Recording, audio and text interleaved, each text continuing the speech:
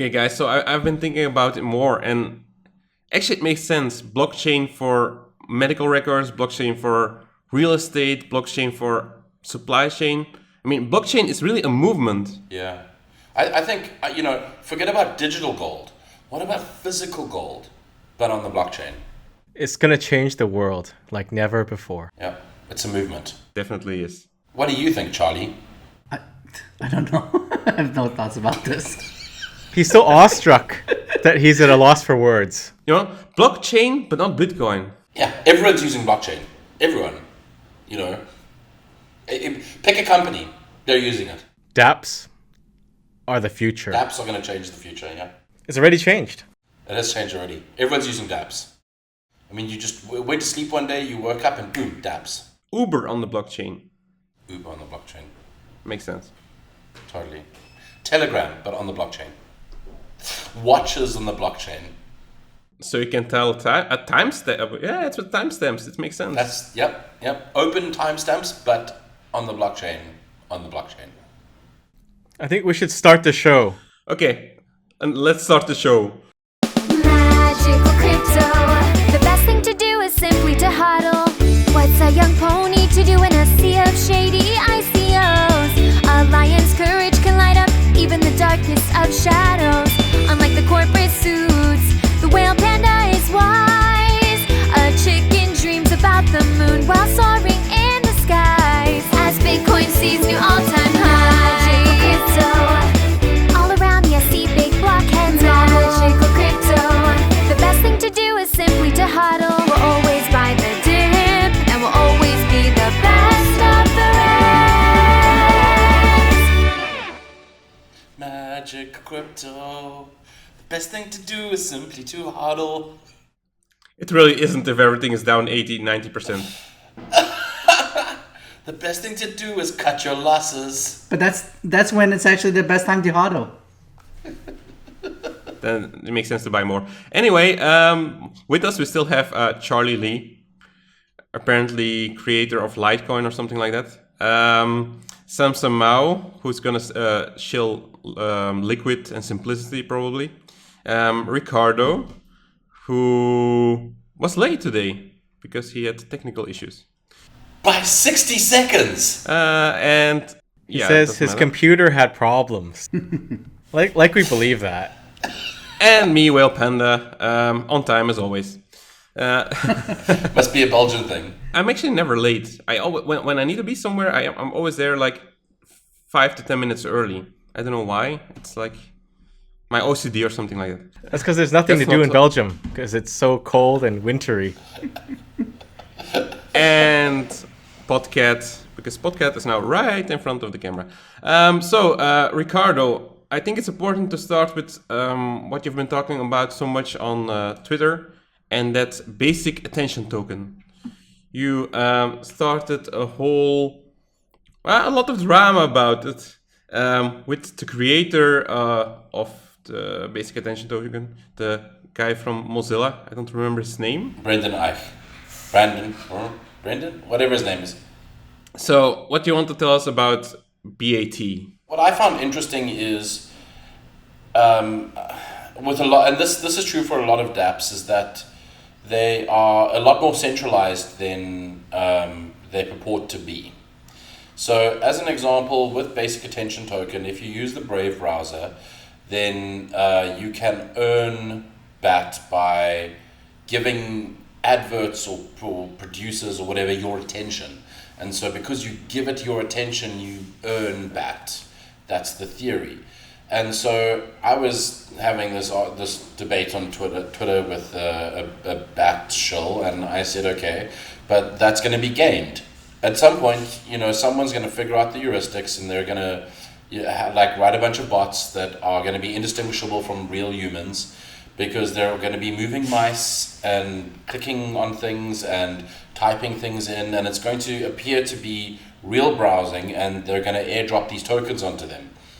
And then someone came back and pointed me to a tweet by Ike, who had said that they're going to use proof of browsing to determine what is true and what isn't true. and what is a real human, what isn't. And it doesn't even matter because they can just claw it back if the person's trying to game the system. And I went and did some research. I was like, what clawback is this? And did a bunch of research and found out that they've got this clawback system where they airdrop a bunch of tokens to you. And so now you're like, yay, I'm rich because I've gone and browsed websites. And then when you try withdraw it, they're like KYC AML and also proof of browsing. And if you fail these checks, they just take the money back from you. I mean, it's not yours yet because you haven't withdrawn it, is their theory. But at the end of the day, that's no different from a database because, you know, they're controlling everything. They're controlling the influx of supply into the market. They're controlling whether or not somebody legitimately earns BAT. And, you know, if you wanted to give your attention to advertisers or content producers, but do so privately, well, now you can't because you have to KYC in order to withdraw. And they push a lot about how, like, oh, they've got privacy stuff around that. But the reality is it's a centralized system. They even admitted it's semi-centralized, which of course is code for we could be using a database. And I mean, I look at stuff like this and I'm like, what's the point? Why do you have this decentralized token if you're then going to layer centralized nonsense on top of it? Yeah, I agree. Exactly. Yeah, but also, like, the name basic attention token, it should already be like red flags all over. Who calls something that? But it actually surprised me that Coinbase added it. Well, not really surprised me. It was like on their shortlist for a while, but that surprised me. I mean, it doesn't make much sense, the token itself. And Coinbase now also only has it on the USDC market, their own, like, the stable coin. So you cannot even buy it with Bitcoin on Coinbase. I have a theory that half the stuff is just going to be forked and redone as a lap anyway. And then what? Well, you don't even need a token. You could just pay with Lightning. BAT is for tipping too, right? It's supposed to be, if you like the content, you can tip them back. Well, the whole point for BAT was that they wanted to create money, right? So when you challenge him about why they need to create BAT, his answer was, well, no one would give us free Bitcoin to give out to users. So, which is so dumb. That was his answer, right? So I mean, effectively, they just wanted to create money out of thin air so they can airdrop it onto their users. But the whole thing is dumb because, at the end of the day, if you're a content producer and you want to advertise, i.e. you want to buy attention from people, then you already have options. You can buy adverts, and now all they needed to do was create a system where instead of that you can pay users directly to watch your stuff. I mean, they can still have proof of browsing and whatever they want, but I mean, it could be a Bitcoin transaction or a Lightning transaction between the content producer and the end user who's watching the stuff. You don't need to create another token and airdrop it. I mean, that's ridiculous. Kind of like the same thing happens to all these companies that create tokens, right? They want to have something that's useful and they want to create value out of nothing. So it's kind of, to them, it's like win-win, but they don't realize they're just creating something that's useless, right? That's not much better than a database. You already have this whole system of BAT in, like, mobile apps and games, right? When you are playing a free-to-play game, they'll run an ad or let you choose to watch an app to earn the in-game currency. So you already have it. It's stored in a database. Yes. So now they've kind of made it a token that is kind of even more useless because why do you want BAT? And the worst, what frustrates me the most are the BAT apologists that sort of go, yeah, but the thing is, Brave as a browser is really good, and so we can accept the fact that this token is nonsensical, or we can ignore it in our heads and justify it because the browser's good. You know, creating a browser costs money. Well, the browser's not that good. I've tested it. It's yeah, kind of sluggish. I'm not a big fan of it either. I switched back. Yeah, I tried it for a while. I liked the Tor tab integration and that, and then I switched back as well. I'm just like, okay, I'm done. I've used it a bit, but I decided, like, once they started doing BAT, I'm like, what's the point, right? So Then you were thinking, oh, scammers. yeah, if they were using Litecoin, I would use it. I I just think like the problem is this has become such a pervading attitude now. I mean, imagine if you were inventing Tor today. Your mind would go towards like, how do I incentivize routing nodes and that sort of thing, and you'd create a pointless token for private browsing when Tor has worked just fine for, well over a decade. It's not a bad idea, Ricardo. Let me go do it. No, it's a terrible idea. It is a terrible idea. Where can I get some onion coins? I'll sell you some. Okay, that's we give enough attention to the attention token. We gave it some basic attention. It was basic enough. You've been waiting to say that for a while now, right? Yeah, of course.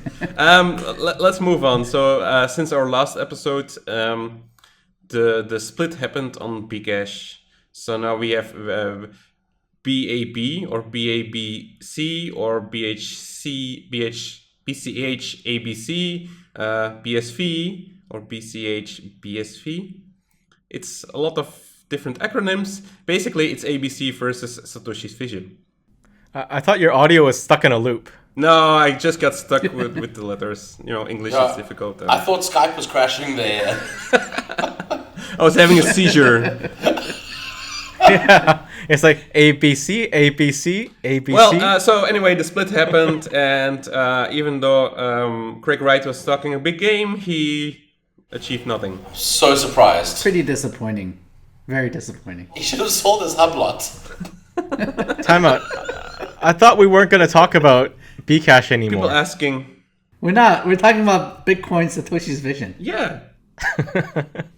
They don't want to be Bitcoin Cash. They want to No, be so Bitcoin. Bitcoin Satoshi's vision is the real Bitcoin Cash, which is the real Bitcoin, obviously. So confused right now. No, they gave it up.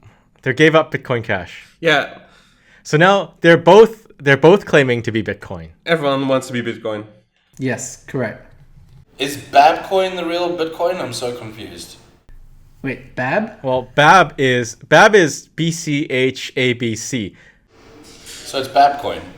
Yeah, it is Babcoin. We have the cryptocurrency data feed, so we had to deal with all those tickers because like every exchange was doing something different.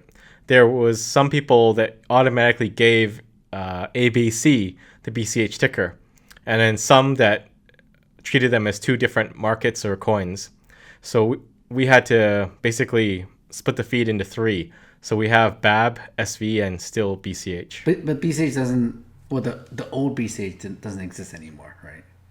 Yeah, but then some people are still presenting the data, the ABC data, as BCH. Correct. Well, I mean, for the most part, most exchanges are now calling the ABC fork BCH, right? They've given it. It's about half, I think. So there's three now. There's BCH, BAB, and BSV. I think on Bitfinex it's BAB, on Poloniex it's BCH ABC, and on most on the other that I trade it's just BCH. But it's still very confusing. But anyway, so there were no attacks, no. This is how you get mass adoption. But I think we need to talk about the how they actually centralized it more with the checkpoints and yeah. Well, they did checkpoints, and then they did the reorg protection, right? Once you've seen 10 blocks, you're not allowed to reorg. It's like past a that. trailing checkpoint sort of thing. Yeah, automated checkpointing basically.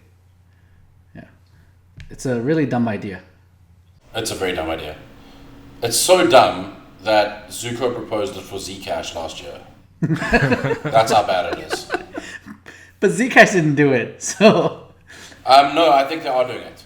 They are doing it? I think they legit are doing it. If you check the GitHub issue, it looks like they're actually adding in a lock to prevent a rollback past a certain depth. See, the thing is, like, this is like the first thing people think of to fight a large reorg, right? I mean, it's not like Satoshi and Bitcoin people aren't dumb and didn't realize this is an option, right? And there's a reason why we didn't do it this way. There's a very good reason why we didn't do it this way. So It's not that we didn't think of it. This is like the first solution everyone thinks of, right? Why don't we just take the first scene and like don't let it rear past that. But Yeah. So to be clear, Satoshi himself did implement some checkpoints in the beginning. yeah. Checkpoints is okay, right? So like in the beginning, if you're afraid of just you want to be sure, right, that everyone's on the same chain, putting some checkpoints. Like we don't have checkpoints anymore, but in the beginning, Bitcoin and even Litecoin had checkpoints, and that's fine. Monero still has checkpoints, hard-coded checkpoints up to a certain block height. You know, I mean, I don't think fundamentally there's an issue with that, especially when you're young. But I mean, it needs to be done with a view to removing it. The issue here is not checkpointing per se. It's more this whole like large reorg prevention thing, which is that's a dumb idea that no one should do. So can you explain for the noobs who are like watching us right now why it's a bad idea? Very short. Ricardo, I know you do tell like very long stories, but Sure. very short. Yeah, you have 5 minutes.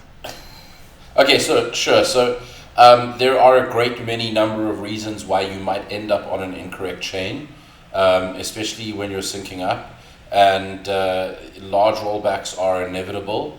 There are also unpreventable situations like network partitioning. It could be that your ISP is segregated or whatever. Your country might be segregated, and you might end up on a chain that's built locally. And when that network partition ends, then you need to be able to handle a large reorg. We didn't really explain why checkpoints are bad yet. Well, I wrote a few tweets about this like last week. Basically, so Satoshi actually wrote about this. It says it is strictly necessary that the longest chain is always considered the valid one. Those that were present may remember that one branch was there first and got replaced by another, but there would be no way for them to convince those who were not present of this. We can't have subfactions of those that cling to one branch that they think was first, others that saw another branch first, and others that joined later and never saw what happened. The CPU power proof of work vote must have the final say. The only way for everyone to stay on the same page is to believe that the longest chain is always a valid one, no matter what. So basically, like, I think the whole point of this decentralized consensus is based on this simple fact that anyone can spin up a node and know that they will be on the right chain, right? They don't have to trust anyone. But once you have like this automated checkpoint in place, if you weren't present when the correct chain was decided, then if you spin up a new node, you might be led to the wrong chain according to this rule, right? And that's just, then you have to trust someone to tell you what is the right chain. And that defeats the whole purpose of blockchain in the first place. Well, the main point is that when you're setting the checkpoints, somebody is setting the checkpoints. So then you don't need to have any proof of work. All you need is one guy generating blocks and saying, this is it. And then you don't need a blockchain. But and that's what proof of stake, many proof of stake currencies have done, is have a centralized checkpointing system, which basically just breaks back down to a database. Yeah, and also I think in the case of I can't remember her name, BAB. The case of BAB was they rolled out the upgrade with checkpoints, and only a small percentage of their nodes upgraded. So now you have this segment of the network that has checkpoints and another segment without checkpoints. So that's just ripe for attacks. Someone can just break off half the network. Yeah, you can't force nodes to agree on a vision of the network or view of the network and a view of the chain. They have to come to an agreement. You're right, but some people do. But then it's not really a blockchain anymore. It's funny how they advertise themselves as Satoshi's vision, or like that follows the white paper more, but then they do things like this, which is like totally the opposite direction of where we should be going towards. No, you're confused. So Satoshi's vision didn't implement the checkpoints. It was BAB that implemented checkpoint. Indeed. Satoshi's previous vision implemented a checkpoint. Yeah, exactly. His new vision didn't. Roger Ver's Satoshi's vision. Isn't that just Roger's vision? Vision 2.0. Okay, I think we've given enough attention to this scam. So let's move on. The BitPay exploit. Can you talk a bit about that, Charlie? Someone was their JavaScript wallet was using a library that someone hacked or put in some exploit to actually try to steal from BitPay's Copay wallets. And luckily, before the wallet was pushed to production, the new code was pushed to production. Someone caught it, and yeah, it was pretty scary, right? I don't think it was caught. It was in the wild. It was in the wild since September. No, it was in the wild, but they actually included it in several versions of their wallet. So if you use like any of the last, I don't know, couple versions, you had to not launch the wallet. You had to patch or update your app and then move your funds ASAP to a new wallet. Yeah, because it looks like the compromise happened already in September, right? But no one's funds actually were stolen, correct? I haven't seen any reports of funds being stolen, sure, but that might be because the dude's collecting keys and waiting. I don't know. But I think there's also a threshold too, so it had to be over like 1 BTC for it to steal. Yeah, it's pretty scary because they were using a library that wasn't well maintained, and then the maintainer gave access to the repo to someone who just asked them for it, right? Someone who offered to maintain it for him, and he's like, "Fine, I don't care about this anymore." I'll handle it. Don't worry. I'll make sure that all the downstream projects are well protected. Yes, and then this hacker guy put in code malware right in the library, and because it's like a minor version upgrade, like people are used to just upgrading minor versions automatically, and I guess that's what BitPay did. And then the code basically said if your repo had a description like a Bitcoin wallet or something like that, then it would try to steal the Bitcoins. So it's a very targeted attack, and he almost managed to steal a lot of money. So pretty scary stuff. Yeah. But the worst part is there's a lot of forks too that I don't think have patched. At least when the news went out, they were still vulnerable. So there are a lot of altcoins that fork Bitcoin tools, like Bitcoin J and LibBitcoin and all of that, and there are several forks of Copay that are out there that are definitely unpatched. Yeah, the Bitcoin.con website wallet is also a fork of Copay. Wait, did you say bitcoin.com or bitcoin.con? Con, same thing. Con, okay. Oh yeah, for convention.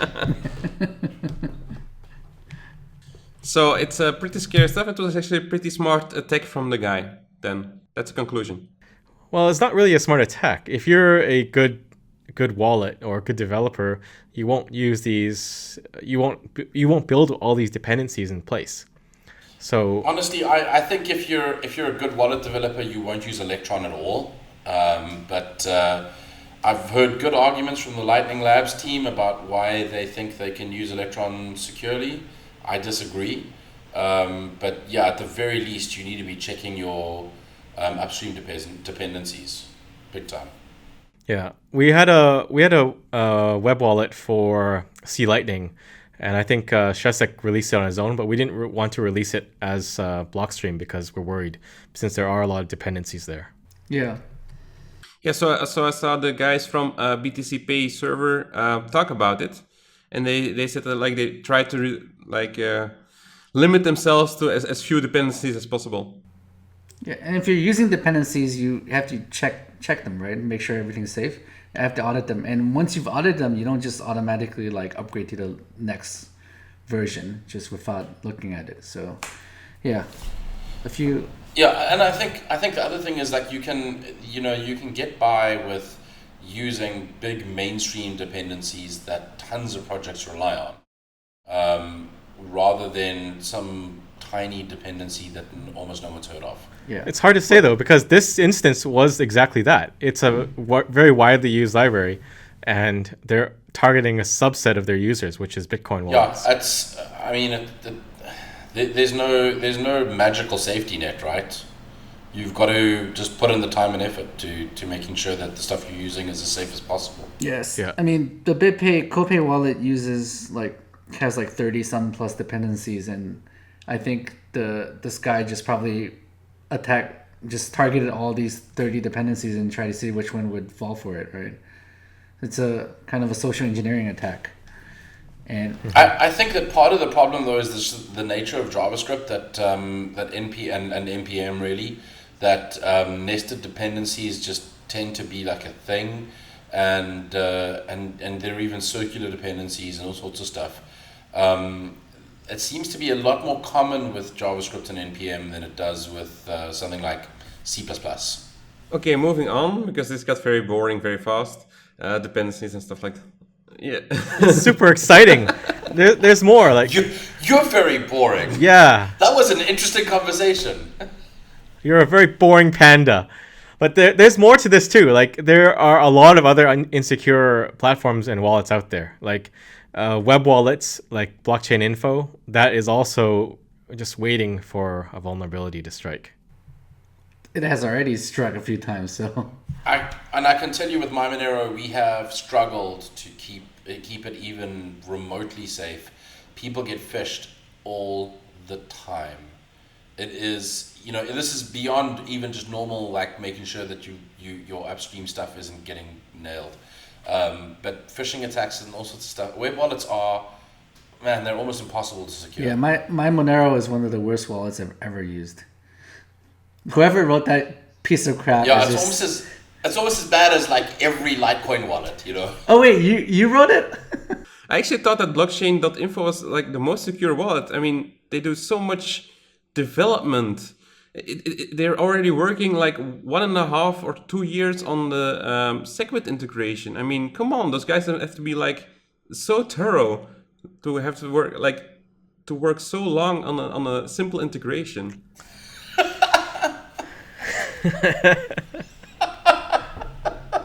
Anyway, moving on. So the big news last week was that the Office of Foreign Asset Control, OFAC, blacklisted 2 Bitcoin addresses from Iranian residents or Iranian citizens. I've always thought it funny OFAC sounds a lot similar to another phrase. Oh, fact. That's why I started like with the full name of the agency. Adding to Bitcoin address, yeah, it's kind of, yeah, it doesn't really matter that much, but it just makes it makes exchanges so much, they'll have so much work to do if you have like all these like thousands of Bitcoin addresses that they have to check every time someone sends a Bitcoin, or if they receive some Bitcoins, and they check like the history of all where the coin has been, and make sure like none of Sets a precedent as well, right? Yeah, and then make sure that none of the addresses are part of this OFAC list of addresses. That's going to be like so painful. Yeah, but most exchanges do that already anyways. Yeah, so they already have like a list of blacklisted addresses from hacks and stuff like that. So I don't see it as a big impact on exchanges. I see it more as like legitimizing Bitcoin. Yeah. Okay, but how about this? So think about this. Like at the moment, if your job as an exchange is to check that no funds that are being deposited are coming from those addresses, and no funds that are being withdrawn to those addresses, that's easy. But because of the nature of Bitcoin, it's very easy to move funds, like, from one address, pass it through 10 addresses, and then go and deposit it. So the question is, how far back do you need to check now as an exchange? And it seems to me that this is just like, all it's going to result in is some sort of magical number. Like, okay, guys, we only need to check 10 steps back, or 3 steps back, which apparently I've been told is the magical number. And people are then just going to wash the coins through more than 10 steps or more than 3 steps. This doesn't seem to be a trivially solvable problem or an easy way to prevent anything from happening. It's also like coins moving forward, right? If I withdrew to an address and then like 3 steps later I deposit those coins to this terrorist's address, then what? Would it ban me because they saw that? Or do they have to keep track of where I move my coins like a year later? Yeah, like exactly. So you move it to an intermediary address, and then you move it to the banned address, and now what? The exchange is supposed to be responsible for monitoring that? Yeah, it's a mess. Yeah. It's just stupid to blacklist an address. It would be easier to blacklist like 2 atoms in the universe. You shall not accept sand from these two sand particles from this Did you say seashore. atoms or Adams? Atoms. Two atom bags. Because at least an atom actually exists, right? The wallet, you can just stop using. You can stop using that address. Okay, Yeah. but something else. So yeah, we talked about already on previous show that they check like three addresses back, 3 hops back. But another interesting thing is that they can do a dust attack. Like Yeah. they can send tiny amounts to other addresses and do some sort of dust attack, and then every address is tainted because it's coming from the blacklisted or blacklisted address. Yeah, and obviously, if you're using a wallet that gives you coin control, then it's easy to prevent you being affected by a dust attack. But let's be honest, how many people using Bitcoin are A, using wallets that have coin control, B, are aware that a dust attack is even a thing, and C, are going to have the presence of mind to go and prevent all this stuff? About 5 people, 4 of us here, maybe one other person not in, not in this show. Maybe it's you who are watching. Congrats on being a fantastically technical Bitcoin user. We actually have some smart people who actually watch our show. Atom back. Yeah. He's very smart. If you watch our show, you're smart. If you don't, you're not.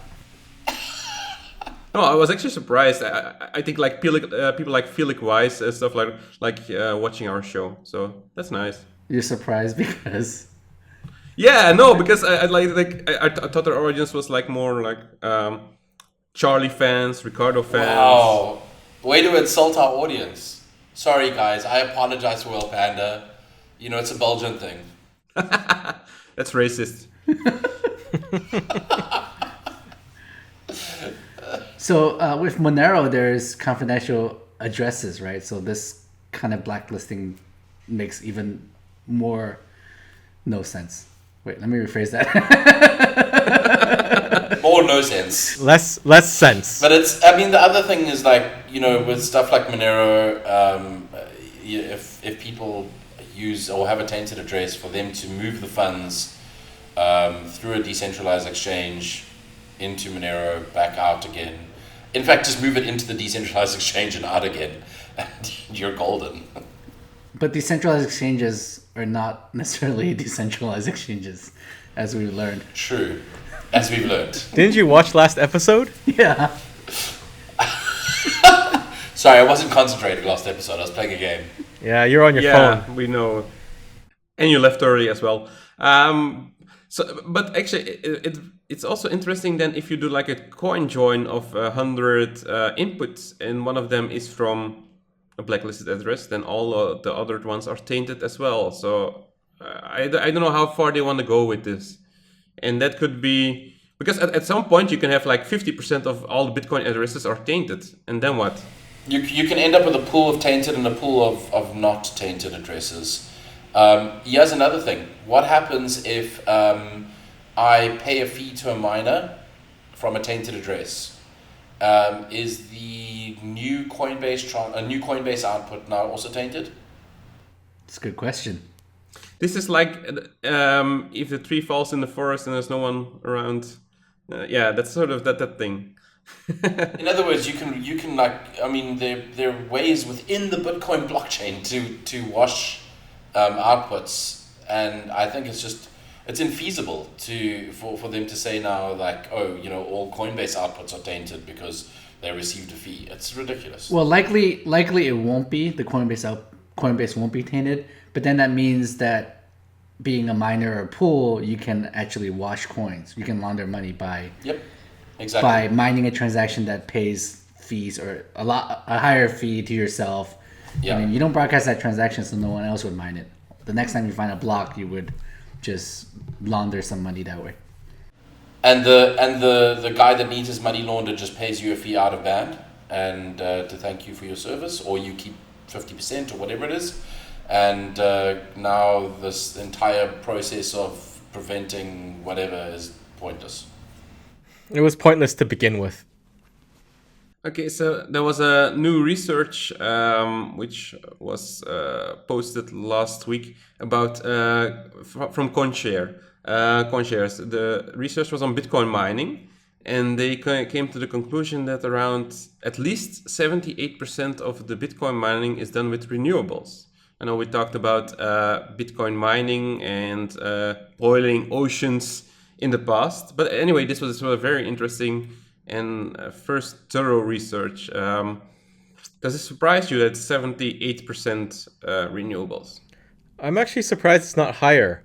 I think I've told you guys, like, or told our viewers on a previous episode, that most Bitcoin mining is powered by renewables. I thought it would be higher than that, but it depends on the study, I guess. Yeah, so the 78% is like the minimum, they said, so it could be higher. Okay, I didn't read the study, but renewables are the cheapest form of power, so hydro is probably the cheapest. It makes sense that mining would use hydro or any renewable. If you think about it, so if you have that much renewable energy and Bitcoin is actually improving the infrastructure of it all, then if you're anti-Bitcoin or like pro-proof of stake, you're actually anti-renewables. It's not just about renewables. The thing is that miners seek out power, like cheap power, and it can also be power that's been isolated. Like you might have a gas field somewhere that's not really well accessed, or you might have some hydro dam somewhere that used to power some plant, and now it's offline and there's power there already, and they just go there and they'll use it. So it's not just about renewables. They'll go and find power that would otherwise just be wasted. Of course, the question is how if you're actually gonna if you know that there's like an excess of energy for a couple of hours per day, are you going to put miners there because then you can only mine a couple of hours per day? Well, usually it's not you're not looking for excess that's available a couple hours a day. You're looking for a constant source of excess power that is untapped or not used. That'll go to waste if you don't use it. Yeah. There are actually like miners in Sichuan, China that will start mining with hydro when there's abundant water. So like in the rainy season. And then when it's winter and it's dry, they'll actually move all their miners to wind farms, like in Tibet, and start mining with wind power. So they're like migratory miners. They'll move where there is power. Well, I mean, if you've got the mining setups that are in containers, it's actually not even that infeasible to just put the container on trucks and move it from one place to another. It's, every 6 months. Yeah, but in China, you don't really need to worry about that. You just have manpower pull out the individual miners and rack them up in trucks. It's true. Yeah. So moving on, I guess now it's time for Samson to show. Wait. Yeah, what? There's one more. I saw something funny today. It's like a XRP community thing, and they're saying you send 2 XRP and they'll plant a tree to offset all the Bitcoin mining. Really? What? Oh. That is the stupidest thing I've ever heard. Come on, guys. It's awesome. You send them two XRP and they will pay for a tree. A tree. Yeah. 2 XRP. Ugh. Is that like $1? 1 XRP is at the moment 36 cents. That's the first good use case of XRP. It's time for me to go buy some XRP so I can send it to them so they can plant trees for me. Actually, pretty cheap trees. It is cheap. Normally it's a few dollars or $10. It's not. It's just a seed. They're planting a seed. Yeah, even then, right? No, for seeds, no. What about? But I mean, I want to see proof of tree. Followed by proof of burn. Wow, that was dark. That got really dark really quickly. This is what the people complaining about toxic Bitcoiners are referring to. It's you. Yeah, you're not even allowed to make a joke anymore. It's sad. Actually, I noticed that, like, the more followers you have on Twitter, the less jokes you can make, because everyone takes like something very silly, very serious, and very fast. Yeah, Charlie hasn't made jokes on Twitter in like a year. More like a few months, but yeah. Well, whenever Charlie makes a joke, he gets smashed by his followers. Yeah. It's sad. I mean, Charlie can be a funny guy from time to time, so. Well, we wouldn't know because he can't make jokes on Twitter anymore. No, but we know in private, like he's like he makes the rudest jokes of all of us. No one knows, but Some of them are very embarrassing, like really dark humor. You guys aren't funny. No comment. No wonder Thank why you, you Charlie. think I'm funny. You guys are just, you got really boring really fast. no, but it's annoying that we have to look like. Even I have to censor myself on Twitter to not just post what I want to post all the time. Oh yeah, me too. Well, I mean, you can post it. It's just that like a lot of your followers will not find it funny, or it's just like a lot of times like you see people posting memes about like the Superman with the joke flying over his head, right? It's like a lot of people just don't get the jokes on Twitter because it's not it's hard to read someone's like expression, right? So sometimes I find that a lot of people will say something sarcastic, and then there'll always be like a quarter of the comments will think that they're being serious. yeah. Yeah. So you have to be really sarcastic, and then people will get it. But sometimes when you're really sarcastic, like people like get mad, right? They're like, Moving on. You're such an idiot. Like, Well, that's why you do the /s. /S. Yeah, but then you do the /s, and then people are like, why did you do the /s? It's obviously sarcastic. no, but once you start doing /s, it becomes lame, right? If you have to like hit it over their head with it, then it's what's the point? Can't keep everyone happy. Exactly. Life of a Twitter celebrity. The life of the Twitterati. It's hard. So hard. Hashtag first world problems. Moving on. Samsung. Simplicity. Yeah. What do you know about What's going it? on? Magical Samson show. It's very simple. Blockstream sent me like a big check. So just as I could say, Samsung Simplicity, and then you would start talking. Yes. That's in the notes. Didn't you get to receive the notes? So Simplicity is a smart contracting language for blockchains.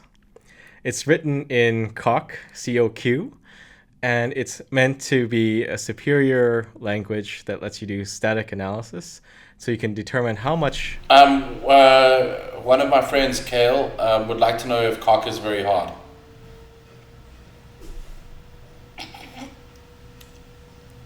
It is. It's super hard.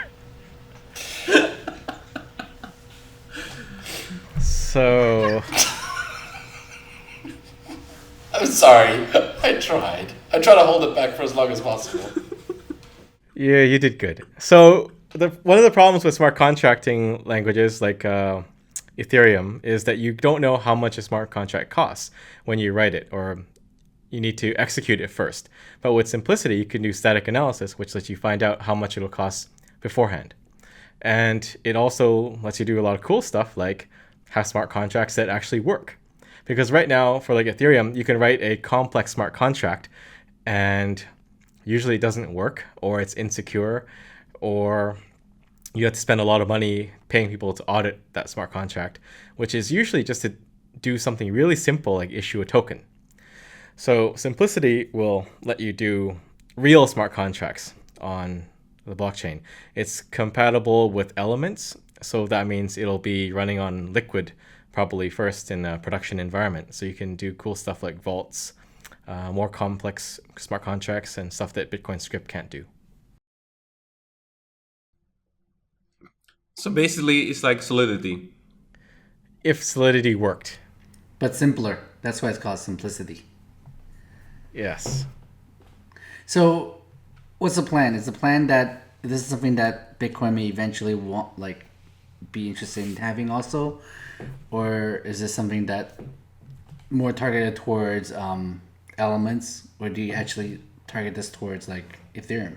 Well, a lot of stuff in elements does make its way into Bitcoin eventually, but that's something for Bitcoin devs to decide. But I think it's still early, and it makes sense that we can test it with elements first and then deploy it to Liquid first. And then if it's something people want, then maybe it'll make its way into Bitcoin sometime. Sounds cool. It is. Does it need a hard fork? I'm not sure. I think it does, right? You're You're replacing Bitcoin the script language with something else, right? So it would seem so. Yeah. Unless you can do some SegWit like hack to make it work. But Don't call it a hack. Don't call it a hack. Yeah. Well, the soft working segment is sort of a hack, right? It's a very smart hack. I mean, but it's still. It's a roundabout way. Yeah. Who knows? Maybe Luke can figure out how to do it with soft fork. Simplicity with soft fork. Using extension blocks, right? You can do anything with extension blocks. Increase the money supply. You can. Yep. Nothing is safe from a soft fork. Yeah. Nothing is safe from Luke. Well, actually, you could have simplicity in Litecoin first. We already have it. Do a hard fork, Charlie. Surprise! Sweet. Okay, moving on to questions, because this is a very long show actually. I'm not gonna do all the questions, but the most important one: when will Monero flip Bitcoin Satoshi's vision? I don't know. Ask Tone Vase. I don't do technical analysis. It's what is it? Okay. 1 billion versus 1.6 billion. So pretty soon. No, actually, an interesting one is if we can talk about the issues with Lightning routing in a very simple way. So apparently, Craig Wright, made some comments about issues with Lightning routing, and the person, one of our fans, asked if there is any validity to that. Well, Craig Wright also said he's going to announce it at the end of 2019. So we have to wait a year before we find out what he knows. No, but are there any routing issues with Lightning at the moment? No. Okay. Don't listen to anything Craig Wright says. He's just a fraud. People are still working on it, right? There's different ways to do routing. So. Yeah, that was my point. Yeah. And I mean, as you guys saw in our short that Samson released last week. Okay, now you put a deadline on it. That's good. That's good, Ricardo. Yeah. Oh, by the way, I just checked. There's this new site called Coin Market Book. I don't know if it's new, but it's like newish. Coinmarketbook.cc, and Monero has already flippened BCash. It's number 12. So this is Any .cc site is like really legit, really. Well, this is actually better than looking at market cap, because market cap is kind of bullshit. This is actually ranked by buy support. So they take all the exchanges, like buy, how much money is on the buy side, add it all together, and rank that. So it makes more sense. Like, it's a much more sane look, other than just multiplying supply with price. Yeah. Yeah, because especially with coins like BSV, you don't know how many or how many coins are actually going to be used, because you still have some locked up in old Bitcoins. You still have, like, the supply is very small compared to any other coin that's mined. But and EOS is higher up than Ripple. This is gonna make some XRP fans very upset. Actually, did you see that Jackson Palmer created a script to block all XRP trolls? And they started reporting it. And they started reporting him. Yeah. It's actually a pretty fun script, right? It basically blocks anyone that has XRP in their Twitter profile or Twitter name. Right? So I mean, yeah, a lot of these like Twitter profiles with XRP in their description and the name, or just XRP. They're bots. Yeah, they're bots, or I mean, the stuff they post is just all about XRP the standard, and just it's really annoying. So, yeah. Yeah. The best one was XRP predates Bitcoin. Oh yeah, Tiffany was going on that. Well, Ripple predates Bitcoin. Ripple yeah, but not XRP. It's the same thing, no? I'm still confused. It's the same thing. But if you think about it, it's actually it's true. Centralized tokens from one issuer have always existed. No, but basically she was implying that Satoshi created Ripple, or Ripple Ripple was part of Satoshi, and Satoshi created Bitcoin then to work with Ripple or something like that. Mm-hmm. It's Tiffany Hayden. Come on, I mean, no one takes her serious. XRP the standard. That's all I have to say. Yep. XRP the scam turd. Okay, they're gonna cut that out and use it, Charlie. They're gonna cut that part out and say I support XRP. That's fine. Yeah. Yeah. I support XRP. Okay, and actually an interesting question is how to rewire the brain of a no-coiner. So how do you convince a no-coiner into like using Bitcoin or like seeing the value proposition in Bitcoin or any other cryptocurrency? Why? What's your tactic? Why bother? I usually talk about inflation. I would just go tell them to do a large international bank transfer. Right, but in Europe that's not really the case because everything... Oh, because of SEPA. Yeah, exactly. So everything for me is free anyway. Yeah, SEPA, and I think TransferWise as well. TransferWise has made international transfers a lot easier. Where Bitcoin is really powerful for international transfers aren't large transfers, it's small transfers. It's remittance back home for the worker that's on an oil rig or whatever, that's sending maybe a couple of $1,000s. And those are the guys where it's been useful. That in like Venezuela and Zimbabwe, when your national currency just tanks and bottoms out, and there was a point in the Zimbabwe financial crash where it was cheaper to use the bank notes as toilet paper than it was to take them and buy toilet paper. Except it's not as comfortable. If you rub it together, then it actually gets kind of soft. You just gotta wet it first. Is this from personal experience? No, it is not. Canadian money is plastic, so you couldn't do it. So it's even worth less than toilet paper. I don't know. What could you do with plastic paper? Wow, Canadian money harms the environment. We should complain about that. Send me some money and I'll plant trees. And then burn them. Okay, so how do you convince a no-coiner into seeing the value of Bitcoin?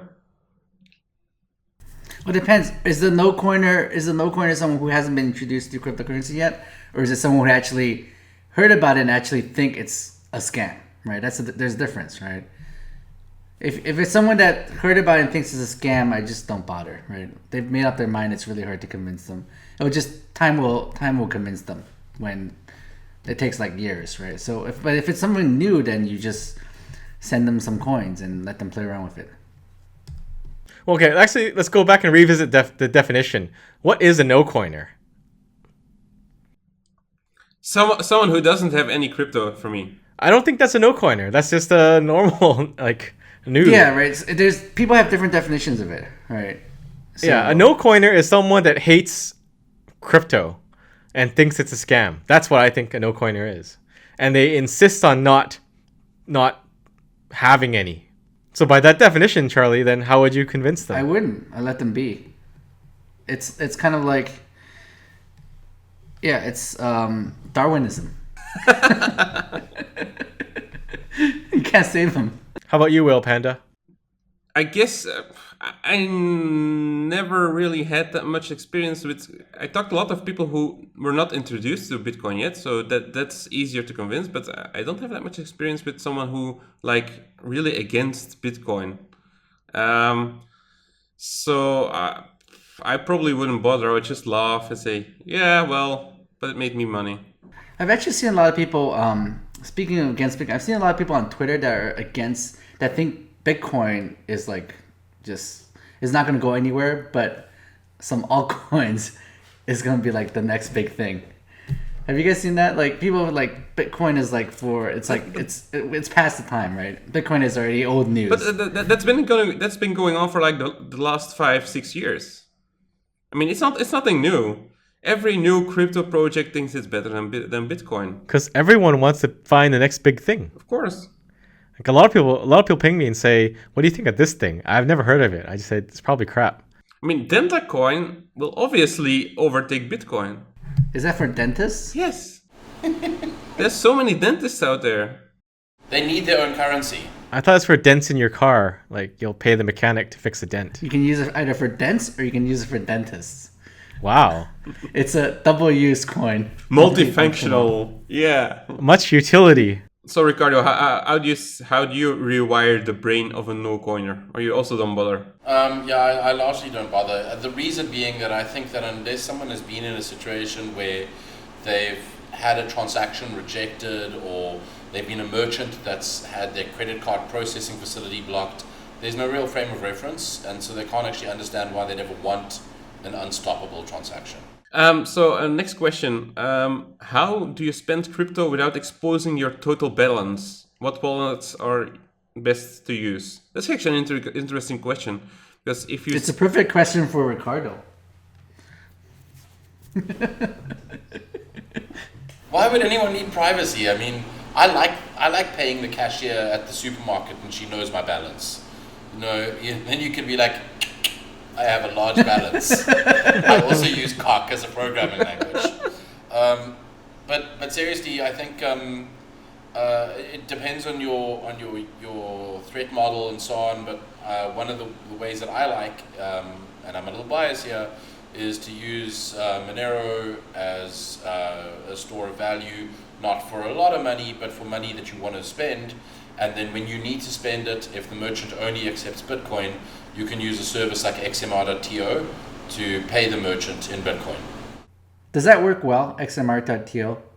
XMR.to works extremely well. The other thing that's really nice about them is they support BitPay's stupid, whatever it is, BIP 71 thing. 71, so, yeah. Yeah, so you can on a BitPay screen, you can copy the URL and paste it into XMR.to, and they will go and figure out what the actual address is, make the payment, and notify. It does zero conf for XMR transactions? It does zero conf for under a certain value. I can't remember what the value is, but even for large value transactions up to whatever their limit is, which I think is 20 Bitcoin, they only require a handful of confirmations, so it's pretty quick. And they purposely do that so that they're under the time window if you're making a payment. 20 BTC, that's quite a lot. That's almost like a Lambo size. Not today. Well, it used to be. It used to be almost like a Lambo. It used to be a Lambo. Now it's more like... That's a Fiat. It's like a Fiat. Yeah. It's the Fiat equivalent of a Fiat. XMR.to is not trustless though, right? You have to trust them. No, it's not decentralized. It's counterparty service where you have to trust them not to steal your money. But they've been around for many years. They provide a very simple, very specific service. They do not let you trade your BAT into Bitcoin. It's a one-way Monero to Bitcoin. I think if you're not using Monero because it's a scam, the next best thing you can do is to use a wallet with a coin selection. So Samurai and Wasabi, I guess, are good choices. I think there's a few more that do coin selection. Electrum has coin selection too, I think. Yeah, Electrum has coin selection. Does like Bitcoin Core do that also? Yeah. They do now, yeah. They didn't for a while, but they added that, I think, last year. But Bitcoin Core is a coin. It's not a software implementation. Oh, okay. No. You're talking about Bitcoin Core Coin. Yes. Okay. Yeah. BTCC. Yeah. Which is the original No, BCash. I'm talking about Bitcoin Core parentheses BTC. So if you're using a wallet that lets you do coin selection, what you can do is split your coins up into several UTXOs and just manage them and make sure that you keep everything nicely split. Yeah, so it's an interesting question, but I don't think a lot of people, especially like the less advanced users, will ever like have an issue with it. But it's a good question. Thank you for that question. But I think that brings about the point that we actually need more fungibility in Bitcoin, right? Like you can't expect people to play around with UTXOs to decide which outputs to spend. It's like opening your wallet and deciding which of your $20 bills to pay the supermarket clerk, in case one of them has your whole like transaction history is linked to it, right? It's something that we'll eventually have to tackle. Yeah. We need to put the fun back in fungibility. Another way to do it is to use Lightning, because once you've opened the channel, then you have pretty good privacy. when you're spending with Lightning. That's true. Lightning definitely gives Yeah. us more privacy. Yeah. Yep. If it works and it's not a scam. Which, according to Craig Wright, He'll tell us in a year. Yeah. So one last question. What's your strategy to determine what matters and what's just noise? Perhaps more importantly, how do you separate FUD from fact? A lot of times, FUD is like facts you What's dislike. the FUD? FUD, fear, uncertainty, doubt. Oh, FUD. FUD, yes. So the way you determine what matters is you watch Magical Crypto. Exactly. Then you know everything we talk about is FUD. Anyway, so how do you separate FUD from fact? One is spelled FUD, one is spelled FACT. Yeah. Well, but no, but actually, it's like now you see like attacks from the mainstream media, like everything rehashed from the entire year. Sometimes like rehashed stories from January, which is just plain FUD. The problem is it's really hard, right? That's why like fake news works, right? So like if someone talks about something that's not real, it just propagates and it's really hard to dispel. yeah. So I think a lot of FUD has some fact. It's based on some sort of fact, and then there's just 90% of it is FUD and 10% fact, and it's just hard to figure out what's real and what's not. It's hard. That's true. Yeah. I also think that there's the other problem is if you're not a deeply technical person who's like heavily involved in the space, it's impossible for you to tell like what's true, what's real, what is nonsense. So you kind of have to go, okay, I'm going to believe in what smart people tell me or what smart people on Twitter say.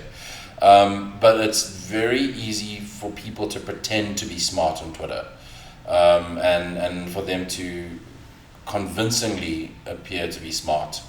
And in reality, they're just showing their own bags. I mean, let's be honest, everyone's, at least to some degree, going to show their own bags, but I feel that there's not a lot of attention given to pragmatism and people who can pragmatically say, look, I have a bag holding of X, but here's the failings of X, or here are the limitations of X, instead of just going, oh, X will solve the world's problems. Yeah, I think the easiest way is just try not to worry about too many things. Find out what matters to you, the projects that matter to you, and just follow those. Like, there's always news because everyone, well, not so much anymore, but everyone was crazy about blockchain. Everyone was chilling a project. Everyone was doing an ICO. Well, not everyone, but a lot of people were. And Or starting a fund. Starting a fund is the 2018 ICO. a lot of this stuff just really does not matter in this space. Like, I think for me, I just pay attention to what happens with Bitcoin, and that's enough. And then if there's funny stuff, I'll look at it and laugh. But it's not like I try to keep up with everything. I think unless you are deeply technical, you can largely ignore a lot of projects as merely either being experiments or as being cool research, and just leave it at that. Yeah. Yeah, so someone came out to my door and they delivered treasures. So yeah. How do you know they're not hacked or tampered with? They're still sealed.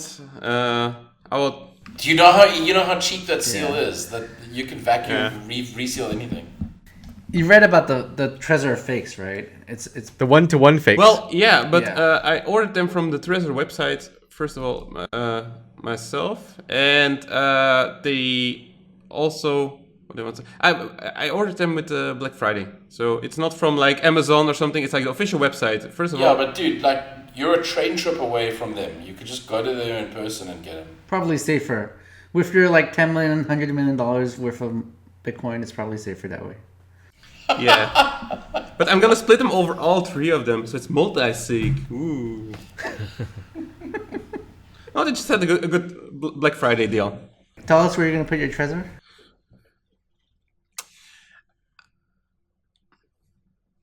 There, behind the painting, there's like a secret safe, Nice. and I'm not gonna show it right now, obviously. Obviously. Yeah, obviously. And of course, I'm gonna take the seeds and I'm gonna bury them in a lockbox, in a metal box in the woods somewhere. That's the safest place. I mean, Smart. if the house burns down, even the safe should be fine. You never You know. should scramble them and post it online. No one will be able to figure it out. So how are you doing the multi-sig with 3 treasures? I have no idea. I need to. It's possible, but I need to read about it. And that's actually not the point. I'm just probably going to give them away to some people. You can look into Casa Hado's way of doing it. Yeah. So from Jameson Yeah. Lob, they're doing multi-sig with Ledger and Trezor and something else, I think. Yeah. Actually, talking about Casa, I ordered a Lightning node.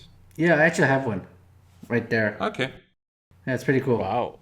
Oh yeah, we can see it. You can't see it. I can show you if you want, but I have to unplug it. It's just a white box with. Yeah, don't unplug it. It'll bring down the network. Yeah. Did you guys order a Blockstream Metal? Oh, not that again. Blockstream Metal. No, Billfold. Blockstream Metal is made by Billfold, right? Puddle, yeah. Yeah. Yeah. It's the same product. It just has Blockstream on it. Yeah, I'm also gonna do a rebranded one. I'm gonna call it like Fluffy Hoddle. Your treasure is here. Now you. My treasures arrived. Okay. I guess that's the end of the show. Charlie's already gone. My camera is almost done. It's a sign. It's a sign. So that's the end of the show. Bye. Bye.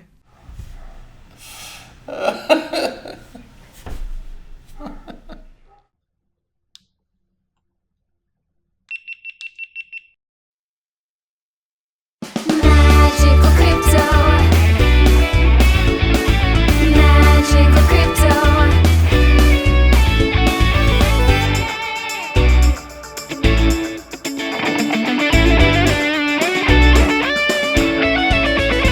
Magical crypto will always be the best of friends.